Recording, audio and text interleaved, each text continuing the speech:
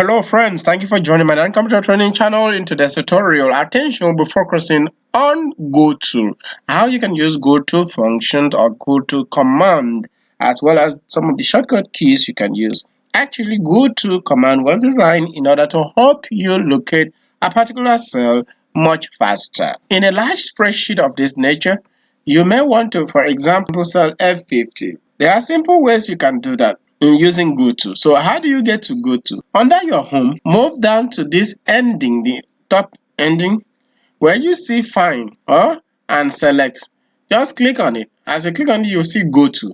Click on GoTo. When you click on GoTo, this opens. When it opens, it is simple. Under the reference, type the cells number if you know. Take for example, we're talking about F50.